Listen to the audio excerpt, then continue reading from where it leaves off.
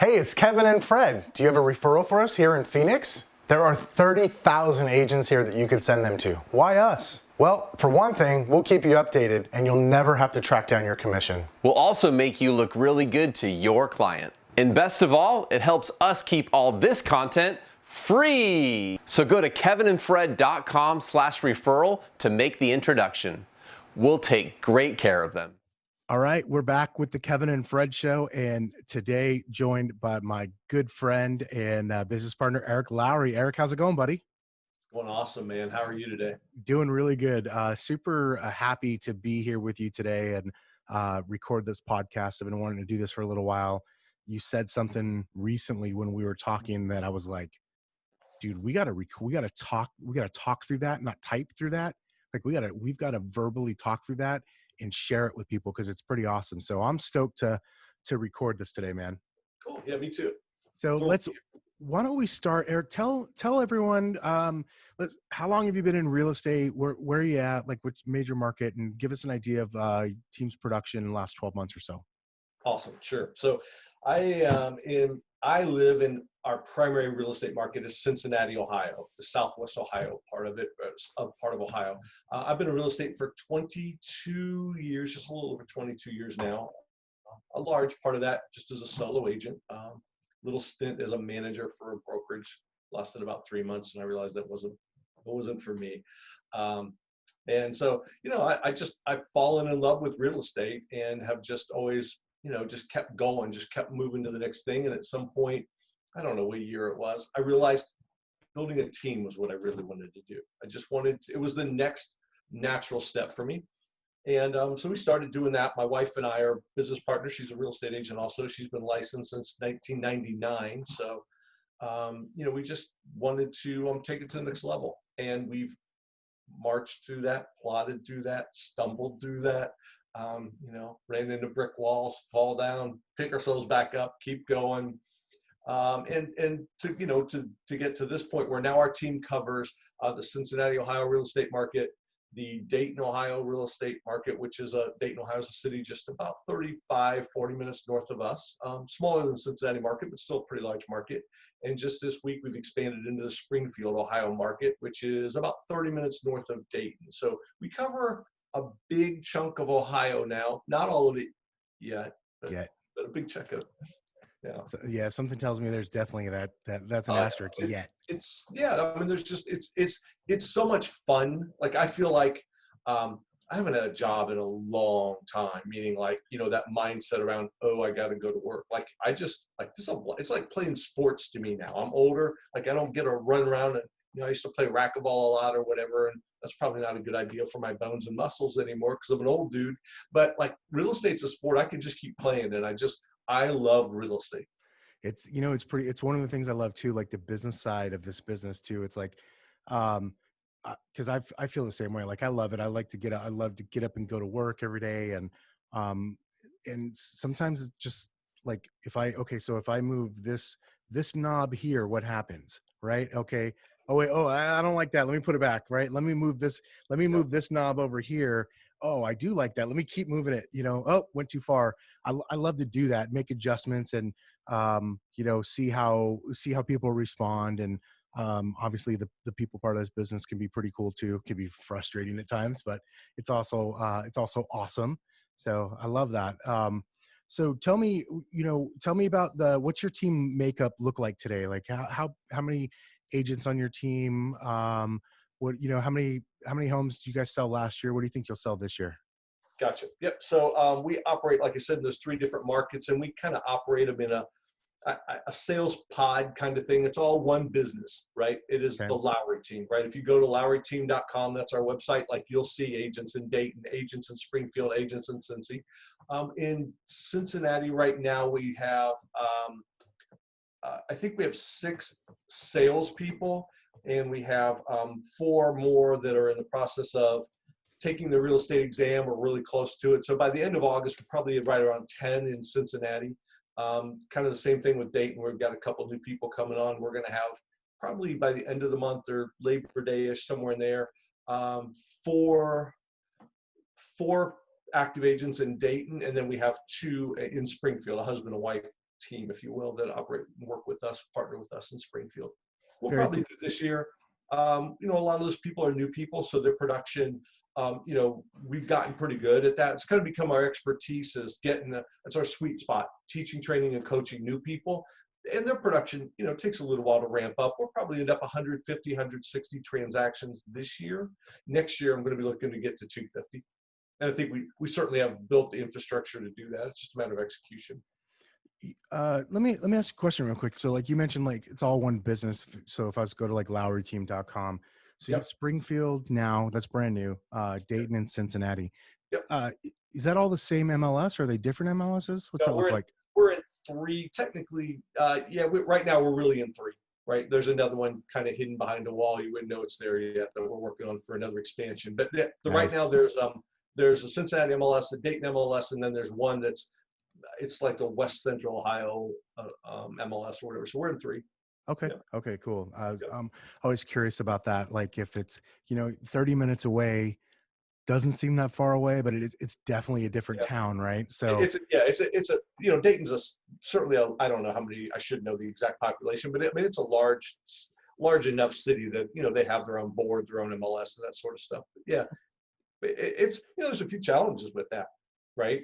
Different MLSs, and but it's just part of the challenge of running a business. There's always going to be things, not a big deal. So how long have you operated in the multiple MLSs, multiple metro areas?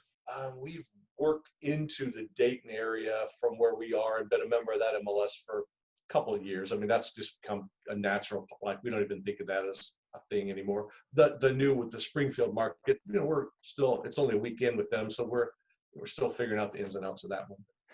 Yeah, I'm laughing because I can feel your pain. Yeah. So you already know that, right? No, I know how that goes. It's not always pleasant. It's a learning curve for sure, but you get there. Very cool. You just said something very interesting to me. So you kind of, your sweet spot is like teaching and training new agents. Yep. That's I think that's something a lot of folks tend to struggle with. Tell me more about that. Like, has that always been the case, or?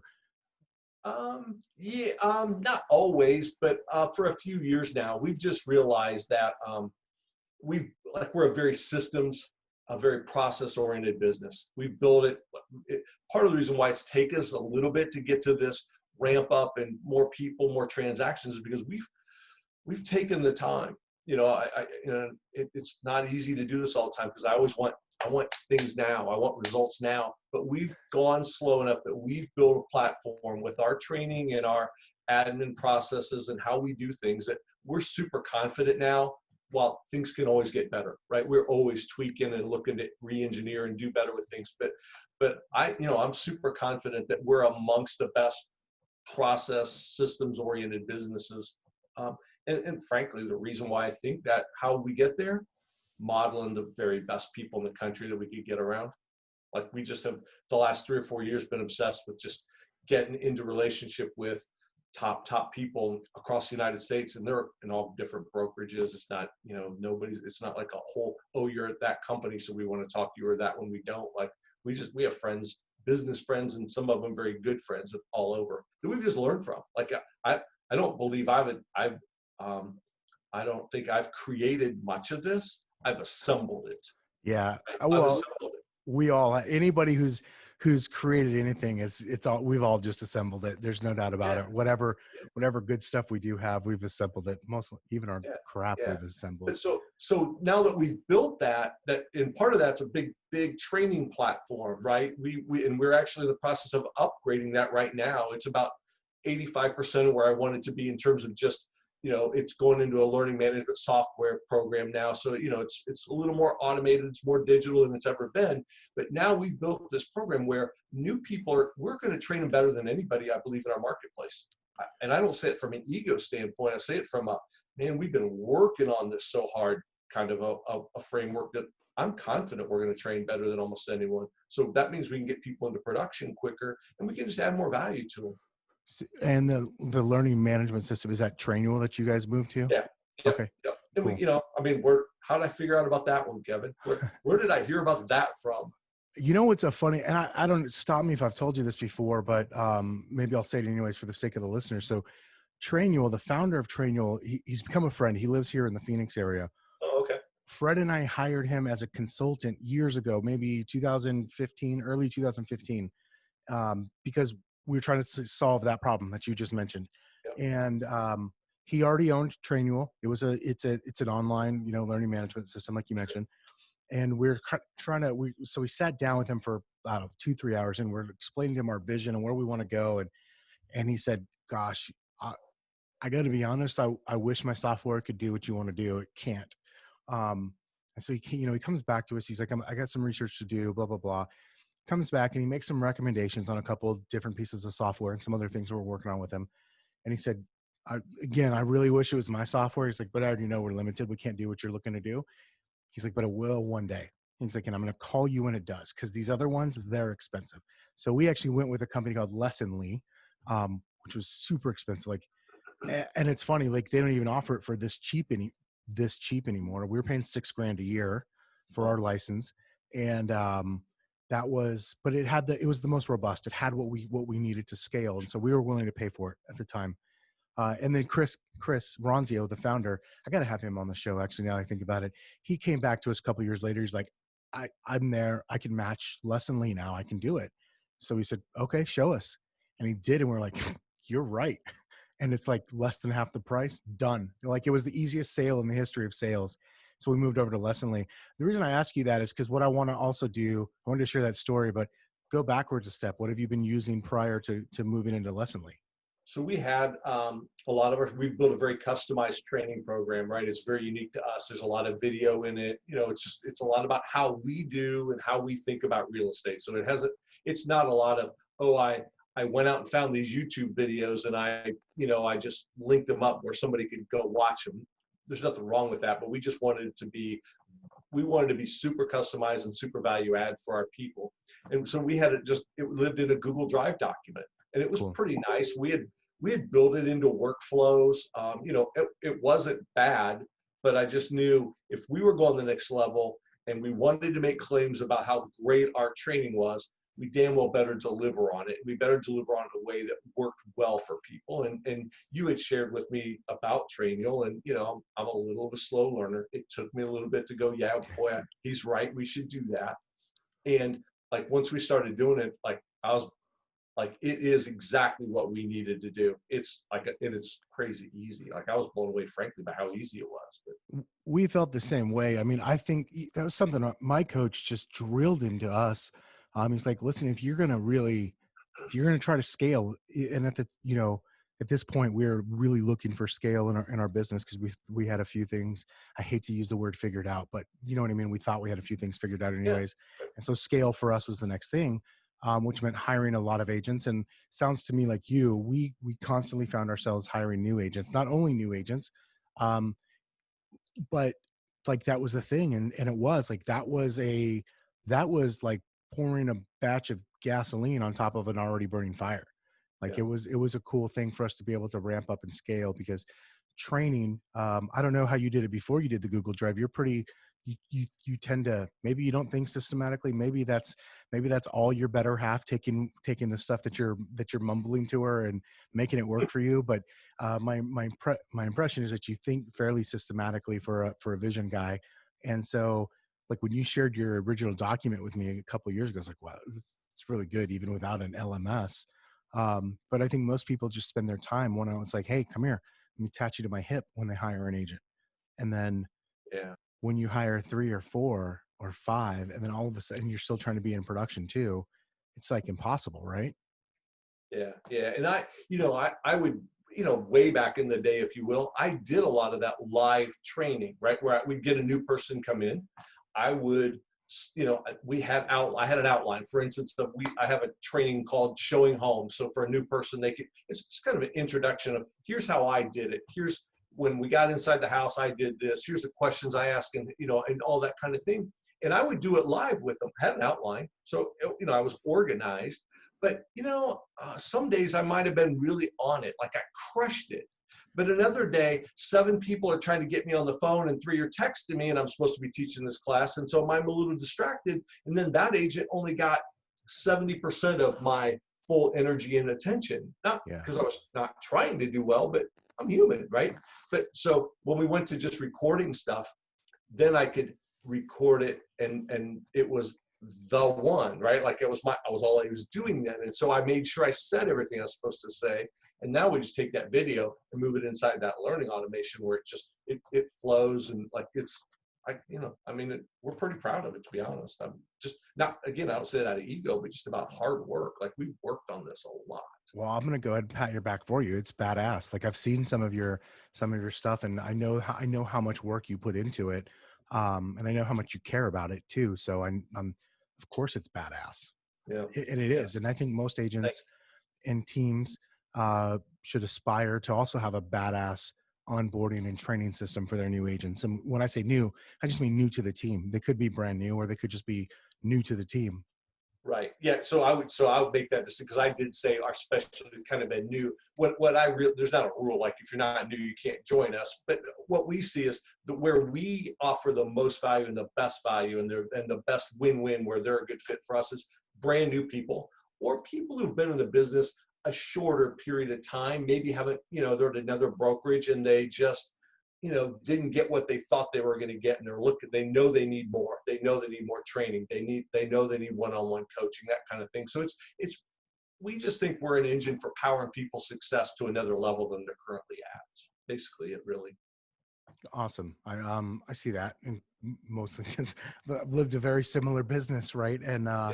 And had a lot of those same experiences. Yeah. So, all right. So the reason I was so like, hey man, we got to get this recorded and talk about it was because I mean, okay, you mentioned you guys are going to sell 150, 160 homes this year, which is fantastic. But and last year was no slouch either. But what'd you do last year? Um, 87, something like that. 87. So you're going to just about double up last year. Yeah. Yeah. For sure. Yeah. Right? So that's phenomenal. And I'm not sure if anybody told you, Eric, but there's a global pandemic happening right now. Most Yes, people there is. don't double their business during those. So, Yeah. I mean, what I've heard. Yeah. Yeah. No, I hear you. Um, it's been mind blowing, really. Like I shared with the team this week, and I know you heard me say it too. We actually have already done more business this year than we did all of last year. And and to be blunt, I did very, very little of that as a real estate salesperson. I won't say I didn't do any. I don't know, sold 8 houses this year or whatever, something like that. But um, I'm a little bit amazed, to be honest with you. Like not disbelief, but I just kind of went, a few times where I've just went, wow, like, wow. I want to emphasize something here for a second because I don't want it to be lost on the listener.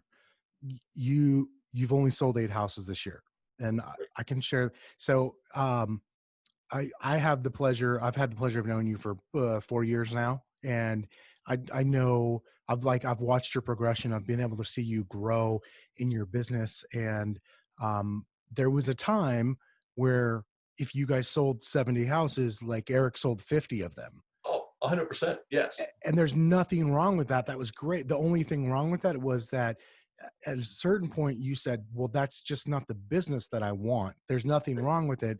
It's not what I want though. And I can remember, and just having, gone through that myself and talked to so many agents around the country who live a similar thing where, it's one thing, selling a lot of houses as an individual is a business, and that's a job, and that's a role. And Sure. that's one thing. And then running a real estate team and business that sells a lot of houses where you're not the one in control of all of that, that's a totally different skill set, and it's a totally different thing. And you've made that transition over. Yep. The hard way, though, I'll be honest. Like I didn't do it right. I if I were going to do it now, knowing what I know now, I would do it differently. And yet, it's just, isn't that what we do? We just, Yeah. as you're building, you're going to, like, I'm going to make mistakes. I'm going to make mistakes tomorrow, right? Like whatever. I'm not afraid of that. I just know, well, we are not going to do anything we can't fix pretty quickly. But it's been a challenge to build a business that isn't driven by me, like, running around selling houses. It's not easy, and it's incredibly rewarding. It makes this business far more fun for me today I get way more out of it when my agents are kicking ass and taking names than like the house I sold last month. Like I just went, oh, cool. Like I sold that. Whew, didn't have to deal with it a long time, right? Listing, right? Boom, it's sold. But you know, when my people are kicking ass like that, dude, that's a rush. That's a rush. That's pretty awesome. So, Yeah. that's cool. I think a lot of people like their business grows, but it's because their personal output grows. And some of them it's because that's what they want. But Right. I know for a fact for a lot of agents that's not what they want. It's because it's literally a different business when you go from taking all the listings and working with the buyers to not, and still seeing the business grow overall. Yeah.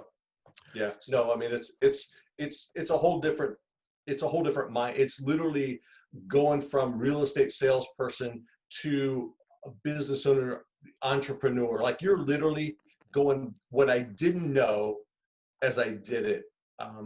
Maybe I did subconsciously, maybe I didn't, I don't know. But I did basically when I went from I'm a real estate sales dude, and I was one of the top people in my marketplace. Like I'm a pretty good real estate agent. But when I made that move, you literally go back almost to startup stage Yeah, if you're gonna make that transition. And you know, there's some, you know, if you have that awareness about it, you just treat some things differently, you do some things differently. You know, it is what it is. yeah, for sure. So, okay, let's get into the nitty gritty of this. Like, Okay. it's pandemic, buddy. Yep. Yep. You've doubled your business this year, Yep. effectively. I Yep. know it's not quite, the year's not over yet. We still have a few months to go. We're recording this on August 7th. It'll be out. Yep. This will be out next week. Um, but you're well on your way. You've at a Yep. minimum already going to have your best year so far. Yep. Like how does that happen when you've been so limited? Like you guys are you like, are you having more meetings with your agents? Are you standing on top of them more? Are you got them all to come to the office more? What's going on? Well, no, we don't come to the office. So back on about March 15th, I don't know the exact date, but it was 15th, 16th, something like that. The pandemic was getting weird, right? It was getting bad. You could tell like this was every day it was getting more serious and a little more scary for everyone. And on that day, I just said to the team, I said, hey, as of today, let's everybody work from home for a week or two. That's what I said back then. I said, for a week or two, let's just, you know, see how this plays out. So, you know, we already ran a very technology powered business. We were very, you know, very digital, if you will, or whatever. Like, so it wasn't foreign to us, but we had a business where I don't want to say I expected, but because we're not so structured where if like you were on our team and you didn't show up by 9 o'clock, I wasn't yelling at you, but we believe that to be successful, you went to work every day. We worked in an office. We have a team office. And so on that day, I said, everybody stay home. Let's just work from home. We're good with it. You know, we'll go with it as we need to. And then, so that was like I feel like on a Thursday. And then on the following Sunday, our governor basically invokes a shutdown on the state. You know, hey, it's stay at home. Like everything needs to close. You know, it happens in a lot of places. It's not unique to us. And at that moment on that Sunday, I can remember very clearly, I was pissed. I was pissed because I'm like we can't do real estate. Like we were at that moment on that day, it seemed pretty clear there was you weren't going to be out showing houses. We weren't going to be able to do that. And like, I remember I was like, what are we going to do? Like, you know, our expenses aren't massive, but like we have office and rent and stuff. And I'm like, what's going to happen? The next day they came out with some guidelines that said we could still do real estate. You can show, we were deemed essential. Right. And so I just knew in my head that we were going to have to continue to be safe. First and foremost, my team Right. heard me say that a whole hell of a lot, right? Like, be safe. I don't want you guys out doing anything you shouldn't do. You aren't comfortable doing, right? And what we realized was people like still wanted to buy and sell real estate, and so we just, you know, modified our, you know, actually I don't even think we were wearing masks back then because it wasn't even a thing yet. They hadn't even told us masks would I think they had told us help, they were right? at that point. They told us they were bad. Yeah, right. So we weren't even doing that. But by the way, God bless them all. Fingers crossed, like all of our team has stayed healthy through all this because I think we have been very careful. But we just kept going. And so you know, we just started, instead of our team meeting in the office every week, we just started doing a Zoom call. We hadn't really used Zoom. I hadn't used Zoom. We used it, you know, a little bit here and there, but not a ton. So we just, you know, actually went in to Zoom, create a little screen share video, sent it out to the team going, hey, if you're unfamiliar with Zoom, here's how to do it. You know, here's how it'll work for us. And we just started meeting, you know, via that Zoom on Wednesdays at 11 o'clock every Wednesday. And I did realize we were going to have to be better at communicating. I was going to have to be better at communicating. So I started, you know, creating a little more short video messages that I would put into our team's private Facebook group, just on things I was thinking about or messages that they needed to hear, and that sort of, just, you know, it wasn't a lot of rah, but it was a lot of, you know, sharing things and keeping them focused. And everybody kept doing their lead gen, by the way. Now all of a sudden we're at home, everybody's at home, and all of a sudden they're still doing their lead gen, Kevin. And they weren't having to come to the office. They weren't having to come to the office to do it where I was watching them. I wasn't, but you know what I mean? Like that, they kept doing it. And we kept just pushing forward. We ended March with the biggest sales month we've ever had as a team. Wow. That's what I said. I went, really? But you know, in my head, I'm like, okay, but what's now? It's April now. Like, what's going to happen?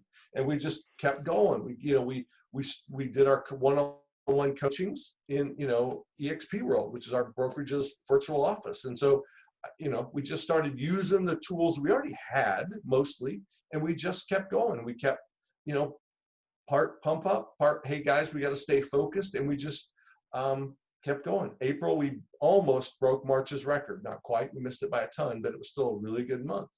In May, we had the biggest sales month we had to point, except for on the last day of the month, we had a fall through that pushes back under it by that much. But we're still like, but every month I'm coming up against it going, well, will June be okay, right? And then will July, like, you know, it's partly how I just think, like, we got to just keep going and going and going, keep pushing. But our team, like, deserves all the credit. They responded, they listened, they kept going. They all had moments, I'm sure, where they went, oh, holy crap. Like, you know, we all did. You know, I just didn't share mine, right? Like, I just kept thinking positively. By my nature, that kind of comes natural, but we all have our moments. Yep. But we just kept moving forward. And what I realized pretty quickly, and I think you alluded to it in that message you and I had, I don't know, a few days ago or whatever, I said, you know, we just realized all of a sudden a physical footprint had nothing to do with our success. Yeah. Like we were working virtual, and we have been, like, that office that I still have, we still have our team office. It's the most expensive post office box I've ever owned. But we're today, like you said, this is August. We're still not working in there. It's there for an agent. They can go in. They're not allowed to not. I mean, they're allowed to go in individually if they want for a day of, you know, working there isolated or whatever. But there's never more than one person in there at a time. We've just figured out, like, we don't really need it. So I mean, you said something to me too, that it was effective, and you just said it again. You just used different words. Like, basically you made a few adjustments. Yep. And you guys, you probably had some momentum given how good March was. Yeah, And definitely. so effectively having to go home didn't strain you. It actually made you better, because it forced you to get a little bit better at your systems, a little bit better at communication. And, you know, like, so you've just continued to keep going at it. Yeah. I mean, there were very few things, honestly, as we got after we got over that first week of kind of a little shock, like, oh crap, you know, we started realizing there's very few things that were holding us back, if you will, or things we had to solve for. There were a few adjustments. Like, for one, when we sell a house, you get an earnest money check. Well, now all of a sudden we're going, well, we're not in the office, and how do we get it to the, you know, how does that all work? Well, we just went and found very quickly an app that you can use to deposit earnest money electronically. There are no checks anymore. Like, we don't. And by the way, it made our business easier when we solved for that. It wasn't just, oh, we got to figure this out because this is a problem now. We solved it, and it got easier for us systems wise. And by the way, the consumers freaking love it. Yeah. Because they hate them checks too. What do they say? Necessity is the mother of invention. Yeah. I mean, it's just made, everything's smooth. Literally, our business, and I said this the other day to someone, I don't think it was you, Kevin, but I said to someone, it, it, the one business result from this pandemic, and so I'm super clear, like the pandemic's been bad, right? Like a lot of people have suffered. I know Yes. people that have had COVID. Like I'm not talking about this in a Oh, health it's terrible. public. No. Yeah. But for our business, this has been an amazing time for us to just validate what we've already built, tweak it enough to just go faster. I'm continually blown away as I think it through that way. And to be honest, I will say it started back in January when we made a shift in our brokerage relationship and went to a virtual company. We joined EXP. And so we were already very tech oriented as a team anyway. We already had systems built and all that stuff. And then we knew the right reasons to make that brokerage move. And it's funny, right after we got into pandemic mode, right? We're working remotely. One of my guys on the team, Jordan, said to me in a coaching session one day, so it was like 2 weeks after we had gone remote, he said to me, he said, do you at least ever think about how brilliant that brokerage move was? And I kind of laughed because actually that morning I'd been thinking about it. And I said, dude, I have thought about that. And I'd love to say I was so smart. I knew we were going to. I'd love to take credit for that. Yeah. Yeah, but that's not, that was lucky, right? That was just lucky, but it made it so that we literally never missed a beat. Like our guys and gals were getting paid their commissions the day of close. Like there wasn't anything really that became a major problem. We fixed little things. We made those adjustments and it's made us better. Dude, that's like awesome. A lot better. That's so awesome. So here's the deal. Before we wrap, I have one more question for you. I have a thought to share. It's an observation I've just had during this conversation that I'm going to share with you. Before I do those two things, anything at all that you want to share or that I missed that we should have talked about, anything at all like that? I don't think so. I think, I guess what I would share is I've known this for a while.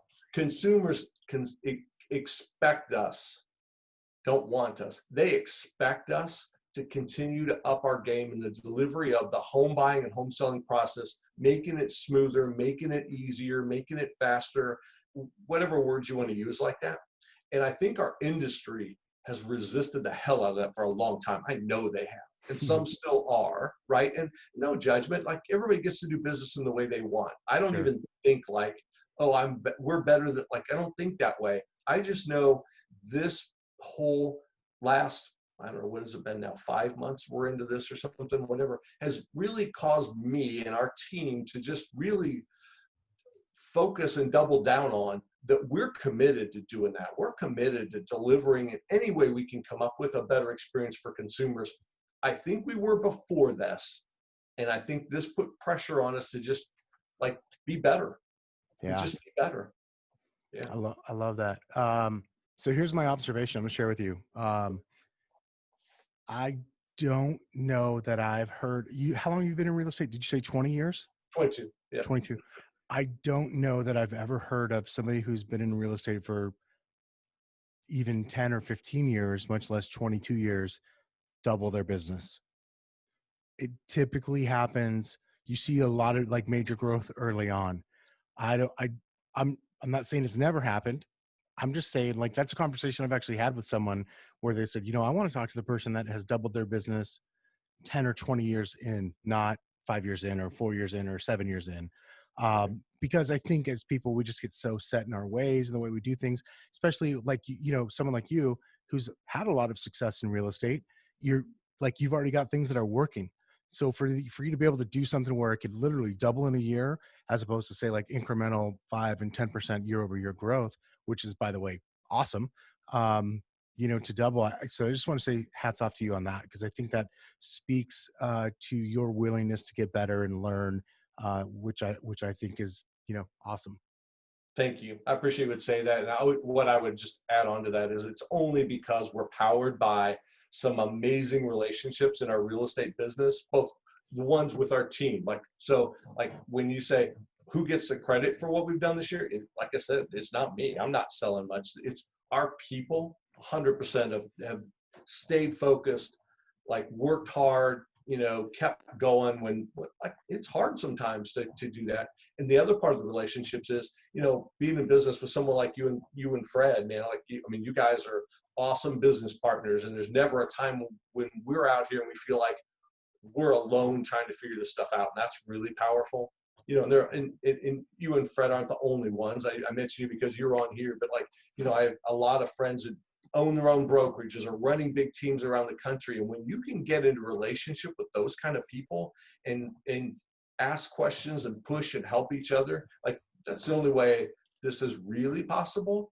And so when I think about next year in 250, I know it's doable. I know we're going to have a hardcore run at it for sure because of the people on our team and the people we're in business with, right? Like I just have to not mess it up.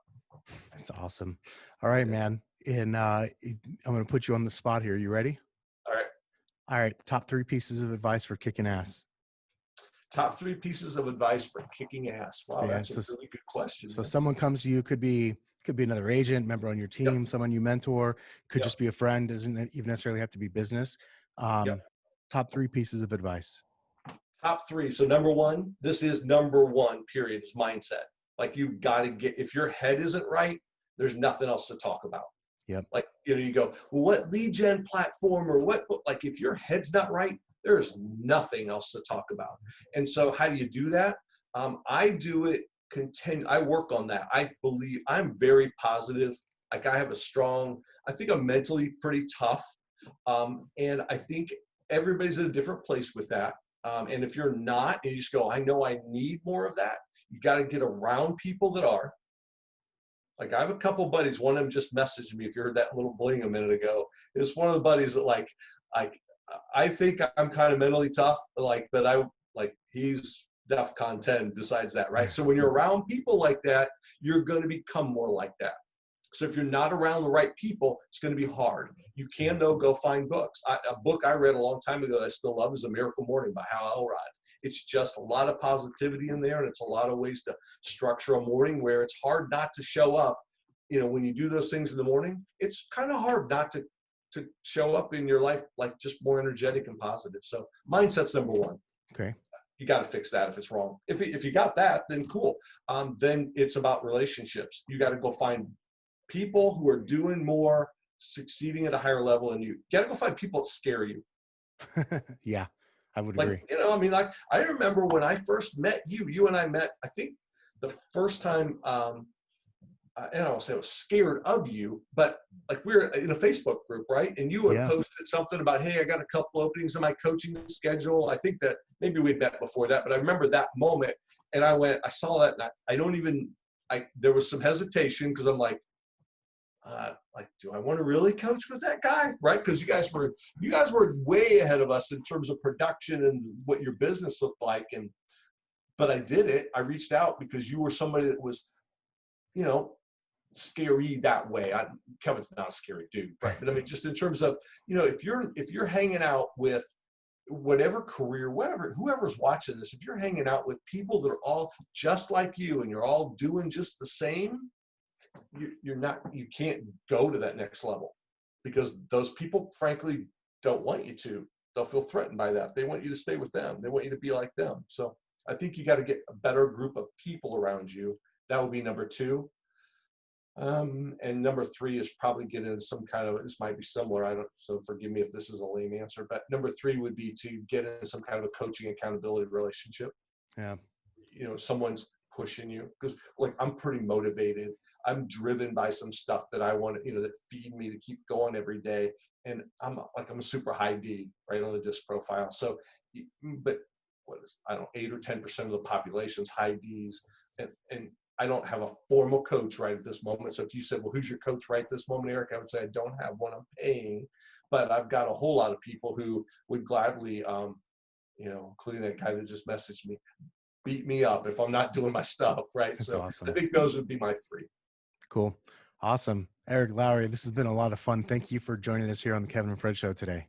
Thank you, man. I enjoyed it and I appreciate it. Appreciate you. Awesome. And I appreciate you as well. Everyone, hope you enjoyed today's episode. One last thing, Eric, if someone wants to reach out to you, they want to know what it is you did to grow your business, or maybe just kind of learn. We didn't even get to dive into the internet lead stuff. Unfortunately, we just got so busy talking about some other Right. things, but this guy's a wealth of information. So if anybody wants to reach out, what's the best way for people to find you, whether that's social media or what, or Social is however? super easy. Facebook, I'm easy to find on Facebook. If you just search Eric Lowry, it's Lowry. A lot of times people want to put an E in there and you won't find me if you do that. But that's a super easy way. Send me a friend request. I'm on Facebook Messenger all the time. That was what that binging noise was a minute ago. Yeah. Or you go to LowryTeam.com, which is our website. I'm super easy to contact through that as well. Awesome. All right. We'll talk to you guys next time. Have a good one. Thanks, Kevin.